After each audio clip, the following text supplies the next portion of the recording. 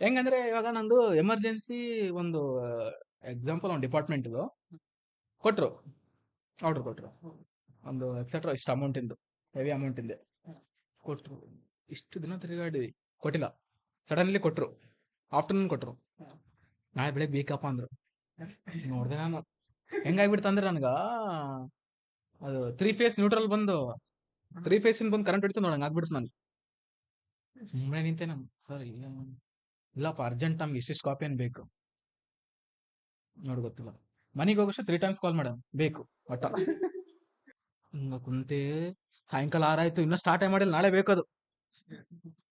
ನೋಡ್ತೀನಿ, ಶಾಪ್ಗೆ ಹೋಗ್ತೀನಿ, ಏನ್ ಐಟಮ್ಸ್ ಅವ ನೋಡ್ತೀನಿ, ಆಗಂಗಿಲ್ಲ. ನನ್ನ ಐಟಮ್ಸ್ ಇದ್ದಿದ್ದು ಹೈದ್ರಾಬಾದಿಗೆ ಹೋಗ್ಬೇಕದು. ಹೈದ್ರಾಬಾದ್ ಆ ಟೈಮ್ ಮಾಡಿದ್ರೆ ಮಾಡ್ಕೋ, ಇಲ್ಲಾಂದ್ರೆ ಇಲ್ಲ ಅಂತವ್ರು. ಅಂದ್ರೆ ಹೆವಿ ಬಜೆಟ್ ನೋಡೋರು ಅವರು, 50 lakhs ಪ್ಲಸ್ ನೋಡೋರು ಪರ್ ಡೇ ಇದ್ದವ್ರು. ನಮ್ ಸಣ್ಣ ಸಣ್ಣ ಪುಟ್ಟ ನಮ್ ಡಿಸ್ಟಿಕ್ ಸಂಬಂಧಪಟ್ಟ ಮಾಡಂದ್ರೆ ಅವರು ಅಷ್ಟ್ ಲೆವೆಲ್ದಾಗ 2 days 3 times ಟೈಮ್ ಕೇಳ್ತಾರೆ. ಅಟ್ಲೀಸ್ಟ್ ಇಷ್ಟು ಕಾಪಿ ಅಂತ ಥಿಂಕ್ ಮಾಡಿದೆ, ಎಲ್ಲಾ ಕಡೆ ನೋಡಿದೆ, ಕೇಳಿದೆ, ರಿಕ್ವೆಸ್ಟ್ ಮಾಡ್ಕೊಂಡು ಸ್ವಲ್ಪ ಜನಕ್ಕೆ, ಬೇರೆ ನನ್ನ ಬಿಸ್ನೆಸ್ ಇದ್ದವ್ರು, ನನ್ನ ಸೇಮ್ ಬಿಸ್ನೆಸ್ ಇದ್ದವ್ರಿಗೆ ಮಾಡಕ್ ಆಗ್ತದ ಅಂದ್ರೂ ಅವ್ರ ಕಾಂಪಿಟೇಷನ್ ಹೇಳಿದ್ರು ನನ್ನ ಜೊತೆ. ಇವ್ರು ಗೌರ್ಮೆಂಟ್ ಸಿಕ್ತಲ್ಲ, ನಾವ್ಯಾಕೆ ಮಾಡ್ಕೊಡ್ಬೇಕು, ಬೇಡ ಮೇಡಮ್, ನನ್ನ ಕೆಲಸ ಆಗ್ತದ ಬಟ್ ಬೇಡ. ತಗೊಂಡ್ರು, ನೋಡಿದ್ರು, 25 ನಿಮಿಷ ವೇಟ್ ಮಾಡಿಸಿದ್ರು. ನೋಡಿದ್ಮೇಲೆ 25 ನಿಮಿಷ ವೇಟ್ ಮಾಡಿಸಿದ್ಮೇಲೆ ನೋಡಿದ್ಮೇಲೆ ಹೆಂಗಾಗ್ತದಪ್ಪ ಇದಾಗಂಗಿಲ್ಲ.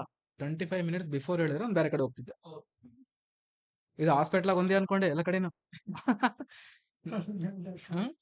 ಅದೇ ನೋಡ್ದೆ, ಫ್ರೆಂಡ್ಸ್ ಅಂತೂ ಬಂದೇ ಬರ್ತಾರೆ ಲಾಸ್ಟಿಗೆ. ಅವ್ನಿಗೆ ಈ ಫೀಲ್ಡ್ ಗೊತ್ತಿಲ್ಲ, ಆದ್ರೂ ಏನೊಂದು ಮಾಡ್ಬೋದು ಅಂತ ಕಾನ್ಫಿಡೆನ್ಸ್ ಮೇಲೆ ಒಂದು ಫ್ರೆಂಡ್ ಫೋನ್ ಮಾಡಿದೆ.